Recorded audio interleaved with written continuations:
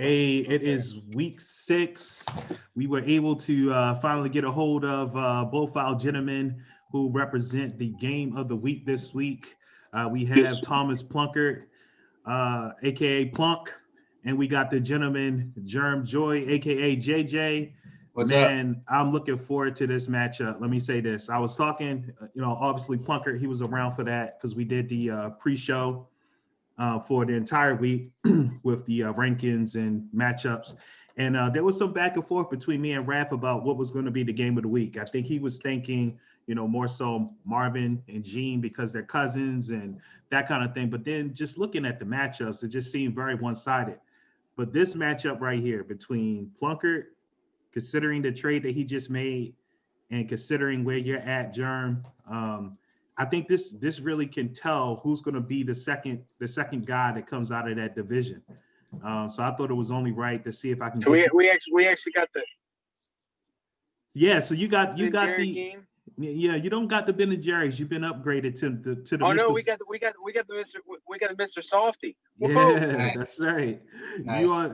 You are the Mr. Softy matchup of the week with all the sprinkles and toppings that you could possibly want. So awesome. So let's see. I might have to get one after this game. Yeah, there you go. Whoever wins between this game should treat themselves definitely to a double swirl. How about that? So let me ask you, guys, your records are both what, 2 and 3, right? I'm 3 and 2. You're 3 and 2. 3 and 2. You're He's 3 and 2. I'm pretty sure. I think we're both 3 and 2. I think I went up to 3 and 2. We're both 3 and 2. That's it. That's right. Yeah, because I was 0 and 2 and I won 3 in a row. There you we're go. Both 3 and 2 and second in our respective divisions currently. There you go. Yeah, absolutely. So with both of you guys being 3 and 2, what do you guys feel like has kind of propelled you to being in the position? Like Plunk, you just said you won 3 games in a row. Germ, you kind of, had a little injuries here or there, but what do you think has been ultimately what has brought you one step away from kind of getting a stranglehold into that playoff spot? Just real quickly. Me, I think it's my RBs, and then one Giant game from, actually the Kittle Giant game didn't even get me the win because I played Marvin Jones. I played anyone else on my team. I overthought that one big time. Played anyone else on my team, I would have had that win versus Marv. But otherwise, it's been the running backs, been pretty steady. And then doing what I can at quarterback. It's really the 3 RBs because my receivers have been hit or miss too. That's why I made the trade this week. Give myself a second receiver. Isn't really cutting it. It looks like the Robbie Anderson show down in Carolina. So for where I drafted him, he's not doing what I wanted him to do. I'm happy with Bobby Trees on the Rams, but I'm not feeling DJ Moore, so I went and got Keenan Allen. Can't play him this week because he's on bye, but that was a future move. So it's really the three running backs there have been keeping me going. I think they're what's going on. Okay. And Kamara, all of them, especially the early wins, were mainly him with those monster performances. Yeah, Kamara is definitely. Yeah, I think. Go ahead. Sorry. No. I was just about to say Kamara's definitely been showing out for you. So yeah, that's definitely been the key. Go ahead, Plunkert. What were some of the things that you think? I'm glad to get him on a week when he doesn't have Kamara. Yeah. But he does have quite a few to fill in his spot. I think when you're talking about your top back or at least the keeper back, I was a little lacking in running backs coming in, but my receivers have really kind of helped me out. I mean, obviously this trade's going to should put me toward, future wins, should help me out a lot there. But I think the first couple of weeks, Allen Robinson didn't do all that well. He didn't score, and he started to pick it up, and that's where the wins started coming. So I kind of attribute it to the wideouts. I would agree. Yeah, I think that's a good assessment. And definitely, I think getting Mahomes is definitely just further upgraded your team. Like you were able.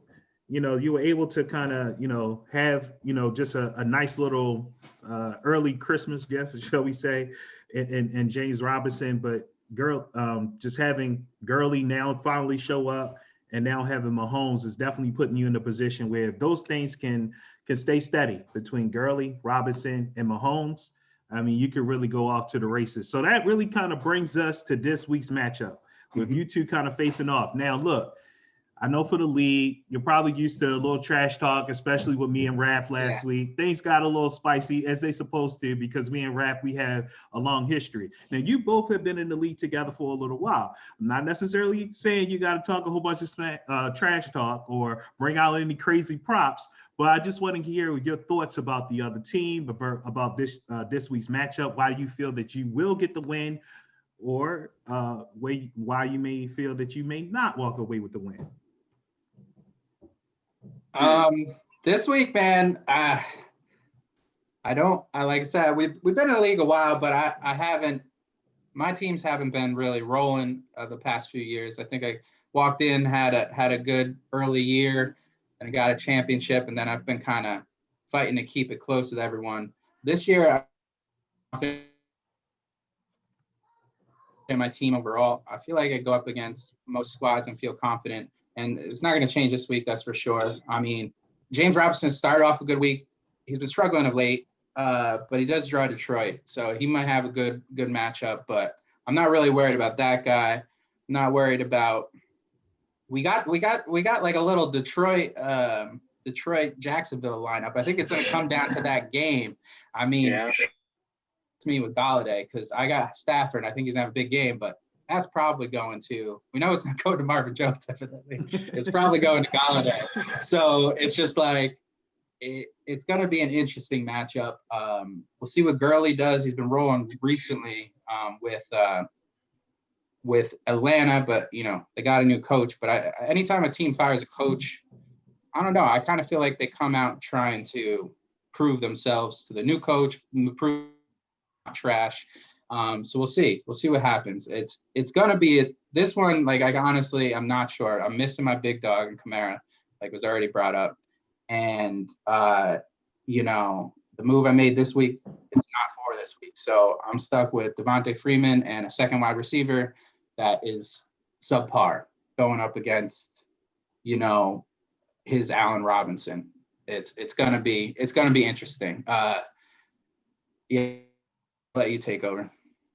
I really wish I was in somewhere I could access a computer at the same time. Don't worry, Plunk. Don't worry, Plunk. I got all the matchups you're looking for, so I can run it down for you. Okay, so you got Kansas City playing Buffalo. So you got Mahomes playing Buffalo, which is not necessarily a cakewalk, but there's a chance that there could be some points there. I think Buffalo is going to try to come out and show that walkovers they were this past week. I think that's the one thing I'm a little afraid of. But yeah, I'm still not worried with Kelsey and Mahomes. I don't care who they're playing. They're going to get theirs. I think my biggest thing, and I can't remember. I'm just trying to remember. Do I have Shenault in my flex spot? You do. I think that's going to be one of my big ones. Like, how does he do if he comes out and scores? I think I got a good shot. But like Stafford and Galladay, that's the biggest thing with fantasy football and conflict of interest, and whether you're playing this guy and whether it's interleague in the same league or in different leagues or whatever. It comes down to the fact, like, how well do I really want this guy to do? You want Stafford to run a couple balls in, and I'm looking for him just to throw the ball to Galladay. So I think Chenault's going to be for me, he's the big deciding factor for my team. Everybody else has been doing okay. He's kind of this, and if Chark's not a no-go, I'm looking for Chenault to be able to step up and perform pretty well. Yeah, I think that's a great assessment. When I look at the matchups, I'm looking at the Chenault matchup versus Christian Kirk. Yeah. And it's like, to me, those are the gambles that you guys have to take, whether that's because of injuries or whether because of buys that normally you guys wouldn't have to take. But at the same time, it's a gamble that kind of keeps this matchup pretty close. If one of those guys just go completely bonkers, chances are that's probably the guy that's going to win. To me, I see it the same way. I'm definitely banking on Kirk exposing that outside. Dallas has been terrible on the outside at corner. like defending that. So I'm banking on Kirk Eaton out there. I think, they're going to be throwing the ball all day. Those are the two fastest paced offenses in the league. Is Dallas number 1, Kansas City or Arizona's number 2. So there's going to be a lot of plays. I just hope Kirk gets some of them this week. And remind me of one thing. Vern, remind me of one thing. Did I pick? Because I replaced the Cardinals D. Did I pick up Washington? You did. Okay, You did. that's my other one. That's Yeah. my other one. They're not that great, but how bad are the Giants? So it's kind of trying to figure out. Can they take advantage of? Again, that was my other big question mark. So Yeah. Yeah, no, I think that's a good point. I mean, the Giants 1 week they're whipping up on Dallas until the fourth quarter, and the next week, they're dogging it like they normally do. So it is a bit of a gamble, but I think Washington shows up.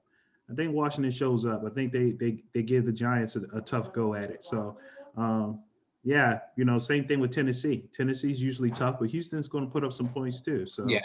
They're mistake prone. That's all I'm banking on. There wasn't good options on the wire this week. I wasn't going to play Buccaneers versus Rodgers, and I was just like, Houston, they'll throw a pick. They'll make a mistake. So I'm just banking on getting one of those, and I don't know. It's not a great play, but there wasn't much option out there. Yeah, I'm kind of looking forward to facing Daniel Jones. Yeah, you'll be all right there. No doubt. Always throws a wrinkle like we saw last week versus Cowboys. You don't know what's going to happen in the division game. Plus they're playing at the Giants and stuff like that. So yeah, there's a whole lot of things. Yeah, absolutely. Yeah. So like I said, this matchup can go a variety of ways for a variety of different reasons. Mm-hmm. Obviously, you got your headliners, but you also got some gambles in there as well. Gentlemen, I appreciate you guys coming on here. Any last words to one another? Like I said, you ain't got to throw a punch, throw a bar stool chair or anything like that. Yeah. But you got any parting shots, shall we say?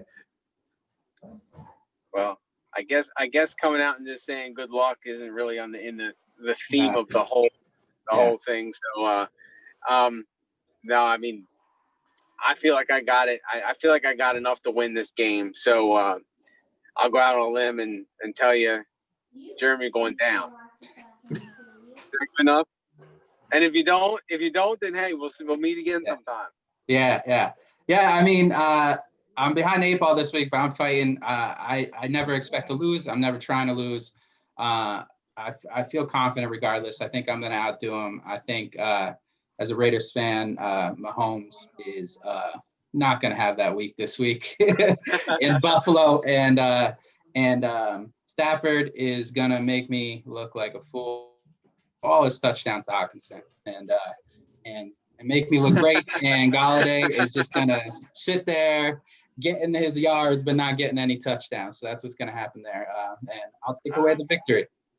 There you go. Yeah. All the perfect scenarios to line you up with a victory. And absolutely. I'm going to need them this week. Yeah, absolutely. And I wish both of y'all could lose so I can get back in it. Yeah. You're looking all right. You'll be all right. I don't like, no one wants to. Really, I mean, you had rough luck, but I wouldn't want to roll up against me. Yeah. Most week, you know what I mean? Yeah, you saw what happened last week. Yeah. Well, gentlemen, I appreciate you guys joining me for just a quick 10 minutes. Yep. It's been nice being able to catch up with you guys and hopefully, obviously, for obvious reasons, what's going on with my team. I wish both of you guys good health for the rest of the season. And let's give them a show this Sunday. All right. Sounds good. All right. We'll do it. You guys later. Take care. All right. All right. Later. Guys, see ya.